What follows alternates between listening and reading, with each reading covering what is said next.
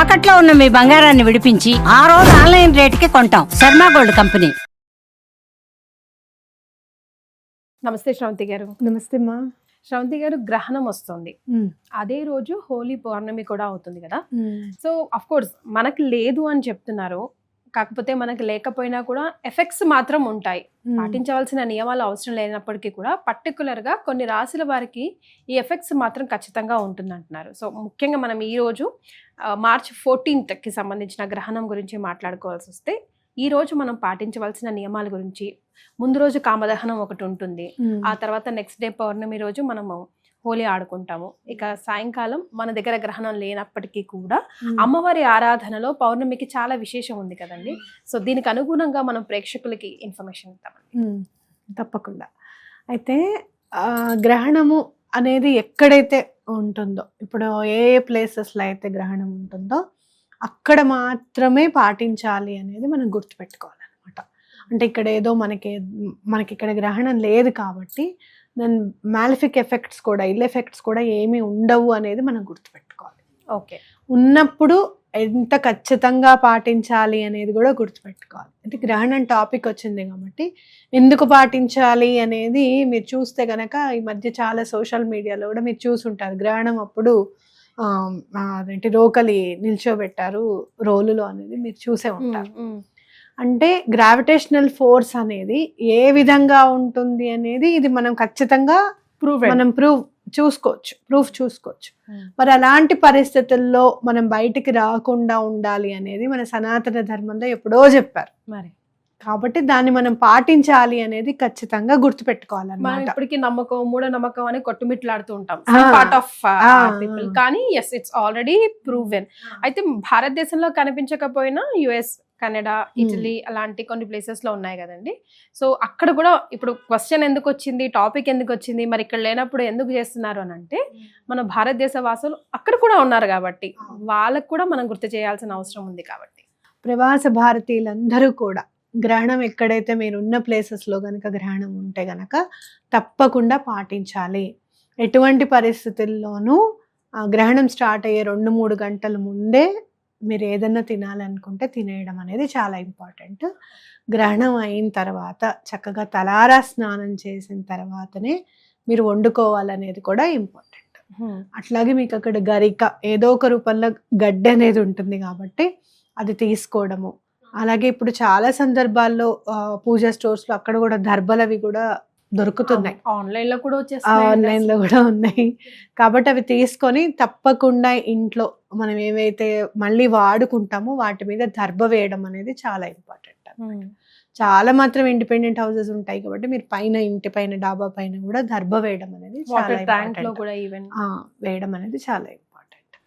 అట్లాగే మరి గ్రహణం అప్పుడు ఏం చేయాలి, కామ్గా కూర్చోవాలా అని అనుకుంటే గనక చక్కగా గ్రహణం స్టార్ట్ అవుతుంది అనుకున్నప్పుడు తలారా స్నానం చేసి భగవంతుడికి సంబంధించిన నామాన్ని ఏదైనా జపించడం, స్తోత్రాలని చదువుకుంటూ ఉండడం అనేది చాలా ఇంపార్టెంట్. అంటే ఈ టైం అనేది ఎలాంటి పవర్ఫుల్ అని అంటే గనక భగవంతుడిని ఆరాధించడంలో చాలా పవర్ఫుల్. ఎనర్జీ చాలా హైట్స్ లో, పీక్స్ లో ఉంటుంది. సో బయటకు ఎందుకు రావద్దు అంటారు అని అంటే కనుక ఎట్లయితే పాజిటివ్ ఎనర్జీ పీక్ లో ఉంటుందో నెగటివ్ ఎనర్జీస్ కూడా అంతే పీక్ లో ఉంటాయి. వాటిని మనం తట్టుకునే శక్తి మనకి ఉండదు కాబట్టి మనం బయటకు రావద్దు అని చెప్తారు. అంటే అలాగే విరాట్ కి కూడా గుళ్ళల్లో అమ్మవారికి ఐస్ కూడా క్లోజ్ చేసేస్తారు. అవునండి, కేవలం కాళహస్తిలో మాత్రమే గుడి ముయ్యకుండా ఉంచుతారు ఇక్కడ మనకి గ్రహణ సమయంలో, గ్రహణం ఉన్నప్పుడు. మిగతా వాటన్నిటికీ కూడా క్లోజ్ చేసేస్తారు అసలు టోటల్గా గుడిలోకి. అలాగే మళ్ళీ గ్రహణం అయిన తర్వాత మళ్ళీ అంత మొత్తం క్లీన్ చేసి, అంతరాలయాన్ని కూడా మొత్తం క్లీన్ చేసిన తర్వాతనే, శుద్ధి చేసిన తర్వాతనే మళ్ళీ మనకి దర్శనం అనేది ఉంటుందన్నమాట. కాబట్టి దీన్ని మనం గుర్తుపెట్టుకోవాలి, ఇది పాటించాలి ఖచ్చితంగా. పాటించినప్పుడు ఎప్పుడైతే మీరు పాటిస్తారో దాని ఫలితం అనేది చాలా బాగుంటుంది అనేది గుర్తుపెట్టుకోవాలి. అలాగే ఏ రాశుల్లో అయితే ఉన్నారో, ఏ రాశి వాళ్ళకి బాగుంది, ఏ రాశి వాళ్ళకి బాగాలేదు అనేది కూడా మనకి క్లియర్గా ఇన్ఫర్మేషన్ ఉంటుంది. అలాంటప్పుడు మీరు అక్కడ దూరంలో ఉన్నారు కదా, ఎవరన్నా గుడిలో ఉన్న వాళ్ళకి మీరు అవి తీసుకెళ్ళి ఏదైనా దానం ఇవ్వడం అనేది చాలా important. ఎస్, గ్రహం అనగానే మనం దాన ధర్మాలకి ఎక్కువగా ప్రిఫరెన్స్ ఇస్తాం కదండి.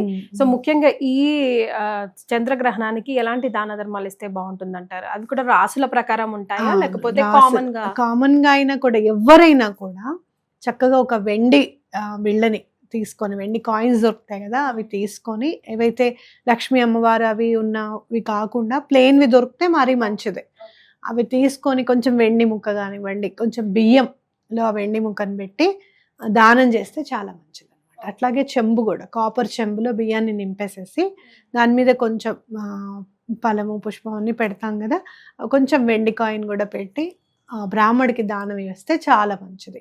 మానసిక అంటే ఏం ప్రాబ్లం ఉంటుంది దీనివల్ల అని గ్రహణం వల్ల మనుషులకి ఎలాంటి ఎఫెక్ట్స్, ఏం దోషాలు ఉంటాయి మనం దానం ఇవ్వకపోతే అని అంటే కనుక మానసిక సమస్యలు రావడానికి అనేది ఎక్కువగా ఛాన్సెస్ ఉంటాయి. మానసికంగా ఎందుకు బాధపడతాము? ఫైనాన్స్గా బాగాలేనప్పుడు, ఒంట్లో ఎవరికన్నా బాగాలేనప్పుడు, ఇంట్లో అంత చికాకులుగా ఉన్నప్పుడు మనం బాధపడుతూ ఉంటాం.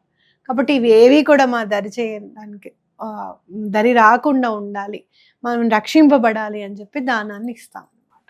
ఎస్, కాబట్టి దానం అత్యంత ఫలితమైనది. ఎవరికైనా ఏదైనా దానం చేస్తే, ఇంకొకటి వెండి కాయిన్ పెడుతున్నాం కదా అని చెప్పి కాకుండా ఒక 101 రూపాయో 50 రూపాయలు ఎంతో కొంత ధనాన్ని కూడా దాని మీద పెట్టి ఇవ్వాలన్నమాట. అంటే దానం తీసుకోవడం కూడా ఊరికే తీసుకోకుండా అతనికి మనం గ్రాటిట్యూడ్ చెప్తున్నట్టుగా దానం తీసుకుంటున్నప్పుడు అతనికి ఎంతో కొంత మనం సమర్పిస్తున్నట్టుగా ఇవ్వాలన్నమాట. అప్పుడు చాలా అత్యంత శీఘ్రంగా ఫలితం అనేది ఉంటుంది. ఇక్కడ మనం పౌర్ణమికి చంద్రుడికి సంబంధించినది కాబట్టి చంద్రశేఖరాష్టకం చదువుకుంటే చాలా మంచిది. ఓకే, చదువుకున్నా కూడా చాలా మంచిది. దేవుళ్ళని తప్పకుండా నీట్ చేసుకోవడం అనేది కూడా చాలా ఇంపార్టెంట్. మొత్తం పూజ గది అంతా కూడా నీట్ అయిపోవాలి. ఎక్కడైతే గ్రహణం లేదు వాళ్ళు ఏం పాటించాల్సిన అవసరం అయితే లేదు. అలాగే వాళ్ళు ఏమి కూడా దానాలు ఇవ్వవలసింది కూడా ఏం లేదు. ఎక్కడైతే మనకు ఉంటుందో అక్కడ మాత్రమే ఆ ఎఫెక్ట్స్ ఉంటాయి. విధి విధానాలన్నీ కూడా అక్కడ మాత్రమే పాటించాలన్నమాట. అయితే ఆ టైంలో మీకు ఎక్కడైనా సరే మంచి అనేది జరుగుతుంది కదా అని అనుకుంటే ఆ టైం నోట్ చేసుకొని అప్పుడు ఆ టైంలో కుదిరితే గనక భగవంతుడి ఆరాధన చేయడం అనేది, ఏదైనా స్తోత్రాలు కానివ్వండి, విష్ణు సహస్రనామం కానివ్వండి, అవి చదువుకుంటే ఫలితం ఉంటుంది అనేది ఖచ్చితంగా చెప్పుకోవచ్చు. రైట్. అయితే ముఖ్యంగా గ్రహం అనగానే మనం గర్భిణీ స్త్రీల గురించే మాట్లాడుకుంటాం. అంటే తినే ఆహారమే 3-4 గంటల ముందు మనం ఫినిష్ చేసుకోవాలి అనుకుంటాం. అంటే కొంచెం స్టమక్ ఎంటీ ఉండాలి అన్నది. అందులో ఇంకో ప్రాణి పెరుగుతున్నప్పుడు మనకే యూనో అప్ అండ్ డౌన్స్ ఉంటాయంటే మళ్ళీ ఆ శిశువుని కూడా కాపాడుకోవాల్సిన బాధ్యత ఉంది. కాబట్టి అంటే ఎందుకు స్పెసిఫిక్గా అడుగుతున్నానంటే శ్రవంతి గారు, ఈ రోజుల్లో బీచెస్లో పైగా ఈ వచ్చే ఎక్లిప్స్ని బ్లడ్ మూన్ ఎక్లిప్స్ అని అంటున్నారు. సో మనం చూడొచ్చు అని, నేకెడ్ ఐస్తో సరే డైరెక్ట్గా చూడొచ్చు అని చెప్తా ఉన్నారు. అలాంటప్పుడు ప్రాబ్లమ్స్ అయ్యే ఎఫెక్ట్స్ ఉంటాయి. బికాజ్ కొందరు చిన్నగా కొట్టేస్తారు, ఇదంతా మూఢనమ్మకం, ఇదంతా త్రాష్ అని చెప్పేసి. సో మన వాళ్ళు సనాతన ధర్మాన్ని నమ్మే వాళ్ళు మన వరల్డ్ వైడ్గా ఎక్కడున్నా కూడా వాళ్ళ మంచి మనం కోరుకుంటాం కాబట్టి సో వాళ్ళ కోసం మీరు చెప్పే మాట. తప్పకుండా చెప్తాను. ఎటువంటి పరిస్థితుల్లోనూ గర్భిణీ స్త్రీలు మాత్రం అస్సలు బయటికి రాకండి. అయితే మరి ఆహారం ఎట్లా అని అంటే 3-4 గంటల ముందే మీరు కూడా తినండి. తినేసి కదలకుండా పడుకోవాలి. వాళ్ళు కదలిక అనేది ఉండకుండా కదలకుండా పడుకోవాలి అని చెప్తారనమాట పెద్దవాళ్ళు. ఎంత ఎఫెక్ట్ ఉంటుంది అంటే మన జాతక చక్రం చూస్తే ఎవరన్నా ఇప్పుడు గ్రహణం ఉందనుకోండి, కడుపుతున్న వాళ్ళు గ్రహణం పిల్లలకు ఉందనుకోండి, జాతక చక్రం చూసి కడుపుతున్నప్పుడు గ్రహణం ఉందా అండి అని అడుగుతారు. అంత తెలుస్తుంది అనమాట ఏంటి అనేది. కాబట్టి అంటే ఏంటి, మనం తీసుకోవాల్సిన జాగ్రత్త ఖచ్చితంగా ఉండాలి. అలాగే పుట్టిన తర్వాత కూడా ఆ గ్రహణం వాళ్ళు ఉన్నప్పుడు ఆ గ్రహణం అనేది వాళ్ళు పాస్ అయింది కాబట్టి, ఆ టైం పాస్ అయింది కాబట్టి విధి విధానంగా ఆ జాతకానికి సంబంధించిన గ్రహణం సంబంధించిన కూడా పూజ ఉంటుంది, శాంతి ఉంటుంది, గ్రహణ శాంతి ఉంటుంది. అది కూడా పిల్లలకి తప్పకుండా చేయించాలి. ఇవన్నీ ఎందుకు అని అంటే కేవలం మనం చేసేది ఒక్కరోజు కార్యక్రమం అయి ఉండొచ్చు, 10-15 వేలు ఖర్చు పెట్టుకుంటాం కావచ్చు, కానీ జీవనాధారానికి చాలా ఇంపార్టెంట్.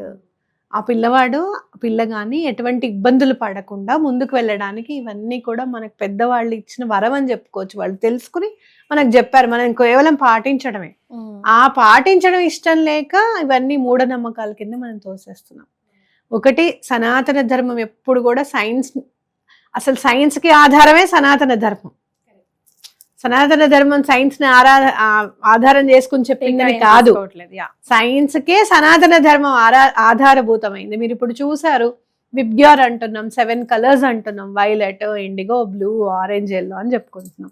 సూర్యుడికి సంబంధించిన గుర్రాలు ఎన్ని, అశ్వాలు ఎన్ని? 7 కాదు. అందులో అరుణవర్ణం చాలా ఇంపార్టెంట్ అని చెప్పట్లేదు, ఆరెంజ్ అని చెప్పి. అంటే ఏంటంటే మనము ఎప్పుడు కూడా గుర్తుపెట్టుకోవాల్సింది ఏంటి అని అంటే మనకి అర్థమయ్యేటట్టుగా. కేవలం మనము సైంటిస్టులు కేవలం లైట్నే చూస్తున్నారు, అది స్ప్లిట్ అవుతుంది 7 కలర్స్ గా చూస్తున్నారు. కానీ సనాతన ధర్మంలో దానికి వెనక ఉన్న శక్తిని కూడా చూశారు వాళ్ళు, అది గుర్తుపెట్టుకోవాలి. ఓకే, సో అంతటి వాళ్ళు దీన్ని డిజైన్ చేశారు. గ్రహణం అప్పుడు ఇది చెయ్యాలి, ఇలా ఉండాలి, దీని తర్వాత ఇలా పాటించాలి అని అన్నారు అని అంటే వాళ్ళు ఎంత చూసి ఉంటారు అనేది మీ మనోనేత్రంతో చూడాల్సిన పాయింట్ ఇక్కడ.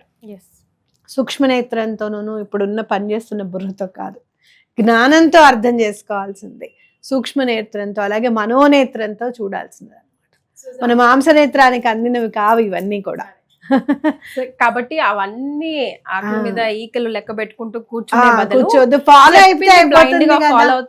దీన్ని ఫాలో అవ్వమనే కదా చెప్పింది.